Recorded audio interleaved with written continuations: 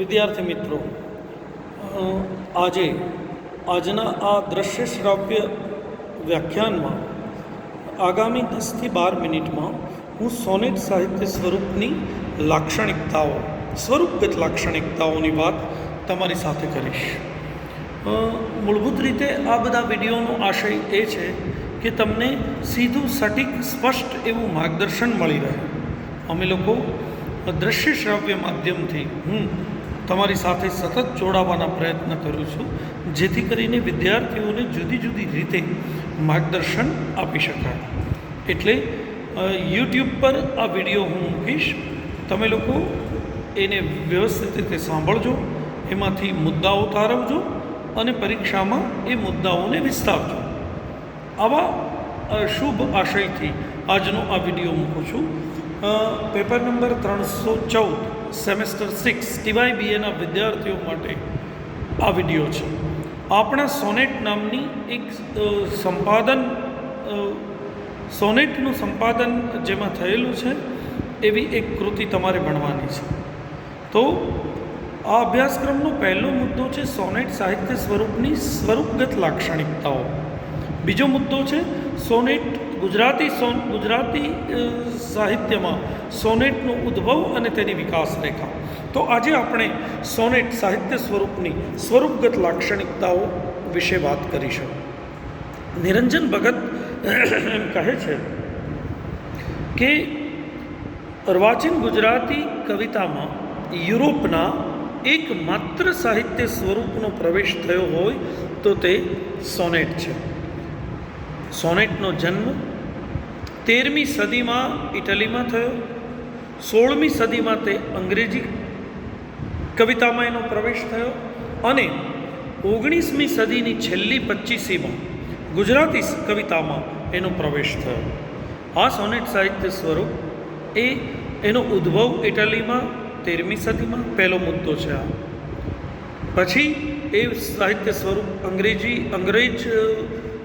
અંગ્રેજી સાહિત્યમાં પ્રવેશ પામે છે અને ત્યારબાદ આપણે જેને પંડિત યુગ કહીએ છીએ એ 19મી સદીની છેલ્લી 25મીના યુગમાં ગુજરાતી કવિતામાં આવે છે.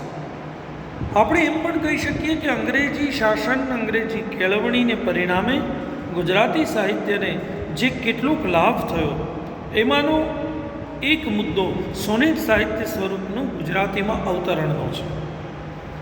ગુજરાતીમાં આપણા પંડિત યુગના વૈચારિક મુદ્રા ધરાવતા બળવંતરાય ઠાકોરના હસ્તે સોનેટ પ્રથમ વખત ખેડાય છે અને પછી તો સોનેટ યુગ જાણે બેઠો હોય તેમ પુષ્કળ પ્રમાણમાં સોનેટ લખાય છે. તો આ સોનેટની સ્વરૂપગત લાક્ષણિકતા કઈ છે? આ સોનેટ કેવી વિશેષતાઓ ધરાવે છે? સોનેટ એ મૂળભૂત રીતે 14 પંક્તિનું સાહિત્ય સ્વરૂપ છે. 14 પંક્તિનો આ કાવ્ય પ્રકાર છે જેમાં ઉર્મી અને વિચારનું સંતુલન હોવું અનિવાર્ય છે. માત્ર 14 લીટીમાં જ કવિતાનું સંવેદન, કવિતાનો મૂળ ભાવ સમેટી લેવો પડે, કાવ્યાત્મક સ્પર્શ આપવો પડે. એટલે કે લાઘવ એ સોનેટ સાહિત્ય સ્વરૂપની પહેલી અનિવાર્યતા છે.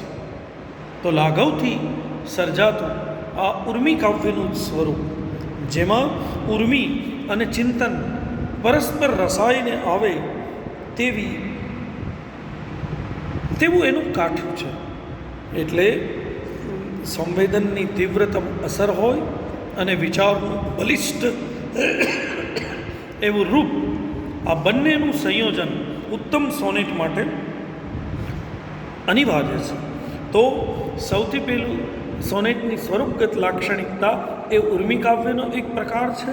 એ ઇટલીમાંથી અંગ્રેજી સાહિત્યમાં અને અંગ્રેજી સાહિત્યમાંથી ગુજરાતી સાહિત્યમાં એનો પ્રવેશ થયો છે. ત્રીજી બાબત, ઉર્મી અને વિચારનું સંતુલન સાધે તેવો લાઘવથી નિરૂપાતો 14 પંક્તિનો આ કાવ્ય પ્રકાર છે. સોનેટનું જે પંક્તિ આયોજન છે તે પણ વિશિષ્ટ છે અને તેમાં પણ સમયાંતરે પરિવર્તનો આવતા રહ્યા છે. 3 પ્રકારે સોનેટ આપણી સામે આવે છે. 14 પંક્તિનું આ કાવ્ય પ્રકાર છે. અને 14 પંક્તિનું પંક્તિ આયોજન, તેના વિવિધ 14 પંક્તિના અંદર પાડેલા ખંડો પંક્તિ વિભાજનની દૃષ્ટિએ કઈ રીતે છે તે પણ જોવું અનિવાર્ય છે. દાખલા તરીકે સૌથી પહેલાં જ્યારે સોનેટ રચાતા હતા ત્યારે ઇટલીમાં અષ્ટક અને ષટક, પેલી 8 પંક્તિમાં વિચારનું એક વર્તુળ પૂરું થાય અને પછી 6 પંક્તિમાં વિચારનું એ જ વિચારને આગળ વધારતું, એ જ સંવેદનને આગળ વધારતું, વિચાર જ નહીં સંવેદનને આગળ વધારતું 6 પંક્તિઓનું એક ઝુમખું, એમ કુલ 8 અને 6 14 પંક્તિઓનું આ એક સોનેટ બનતું હતું. ઇટલીમાં આ લોકપ્રિય એવું પંક્તિ આયોજન હતું. પેટ્રાર્ક નામના સર્જકે એનો ઉપયોગ, એનો આવિષ્કાર કર્યો હોઈને એને પેટ્રાર્કશાહી સોનેટ, ઇટાલિયન સોનેટ એમ 2 નામે ઓળખવામાં આવે છે.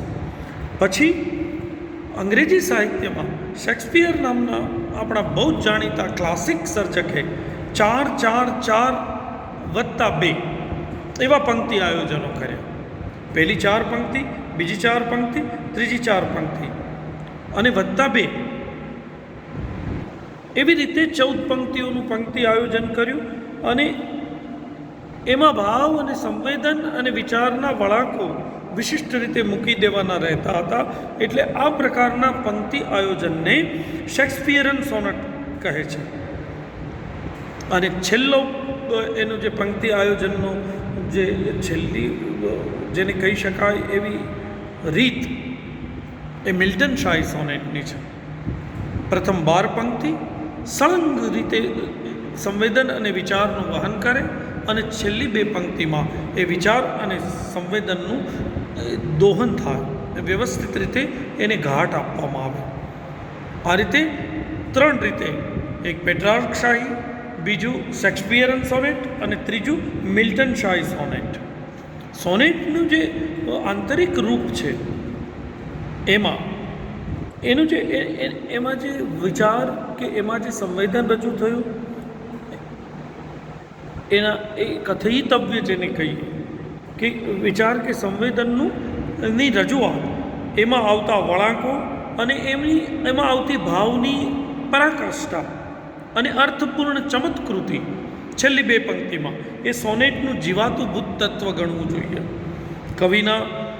કવિને જે કહેવાનું છે, કવિને જે મુદ્દો મૂકવાનો છે, જે સંવેદન આપણને અનુભૂત કરાવવાનું છે, અનુભૂતિ જે સંવેદનની આપણને કરાવવાની છે, એ સંવેદનના જુદા જુદા વળાંકો વિશિષ્ટ પંક્તિ આયોજનમાં, માનો કે પેટ્રાર્કશાહી હોય તો અષ્ટક અને ષટક એમ 2 રીતે પહેલી 8 પંક્તિમાં સરસ રીતે સંવેદનને ઘાટ અપાય અને બીજી ત્યાં સેજ એક વિરામ જેવું લાગે, પહેલો ખંડ પૂરો થાય, પછી ષટકમાં, શેક્સપિયરનમાં 4-4-4-3 અને મિલ્ટન શાહી સોનેટમાં 12+2.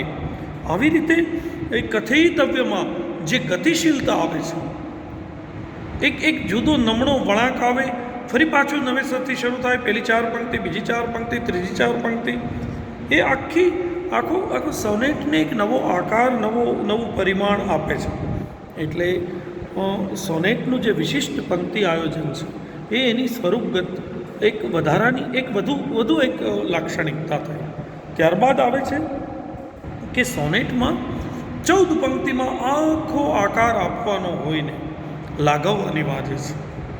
કવિ કલ્પન, પ્રતીક, અલંકાર એ પૂરેપૂરી ચોકસાઈથી ખેડે તે જરૂરી છે. અને સોનેટના જે આંતરિક સ્વરૂપ છે, અંતરંગ સ્વરૂપ છે, સ્વરૂપગત લાક્ષણિકતા છે, એને પૂરેપૂરો ન્યાય આપે એ જરૂરી છે. તો આમ સોનેટ એક નાજુક, નમણું, નાનકડું એવું સાહિત્ય સ્વરૂપ છે કે જેમાં 3 પ્રકાર એ સાહિત્ય સ્વરૂપ ખેડાયું છે.